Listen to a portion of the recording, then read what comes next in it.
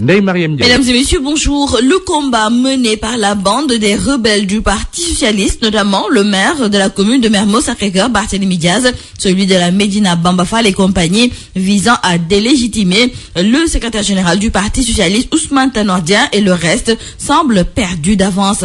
C'est le docteur Maurice Soudieck-Dione, docteur en sciences politiques, qui l'a déclaré dans le journal Sud Quotidien. Dans l'entretien qu'il a accordé à nos confrères, l'enseignant-chercheur à l'université Gaston Berger de Saint-Louis est convaincu qu'il sera difficile de déboulonner Ousmane Tanor Dieng, d'autant plus que l'homme ne cède pas et a montré une ingéniosité certaine pour se maintenir à la tête du parti. Et le docteur Maurice Soudieck-Dione d'ajouter qu'il y a certes des personnalités qui sont opposées à Ousmane Tanor Dieng, mais le principal problème réside en l'absence d'un leader charismatique qui puisse fédérer les énergies de la contestation, si l'on sait que Khalifa Ababacar Sall a maille à partir avec la justice et que la recevabilité de sa candidature en 2019 est hypothétique. Toujours dans l'entretien qu'il a accordé à nos confrères de Sud Quotidien, le docteur Maurice Soudieck-Dione pense aussi que la rupture est définitivement consommée entre Ousmane Tanor Dieng et la frange des socialistes organisée autour de Khalifa Sall. Un entretien à lire dans Sud Quotidien. Et à propos de l'affaire Khalifa Sall, c'est le 3 janvier prochain que ses présumés complices et lui seront encore devant la barre du tribunal correctionnel de Dakar pour un procès qui s'annonce décisif. Mais en attendant le jour fatidique, le maire de Dakar multiplie les procédures.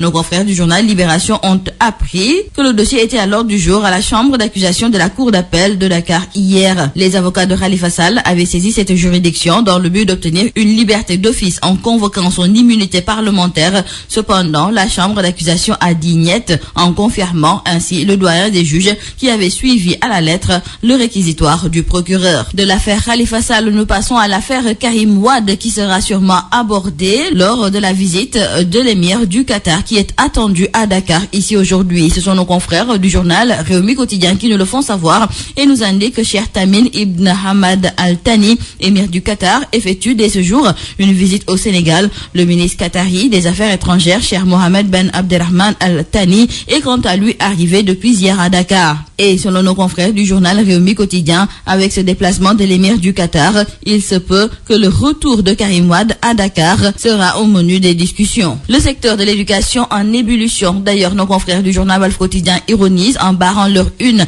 avec ce titre: les enseignants allument le feu. En effet, regroupés au sein de l'Union syndicale pour une éducation de qualité, les syndicats SAES, SUDES, UDEN, SNELS, CNTS et le CIPROS envisagent de paralyser le système éducatif dès le début du mois de janvier. Ces syndicats dénoncent le silence méprisant de l'État à leur égard par rapport à leur plateforme revendicative. Les grands prix du président de la République pour les arts et les lettres ont récompensé cette année le musicien Baba Mal, le cinéaste Ousmane William Bey et l'écrivain Rahmatou Seck Samb.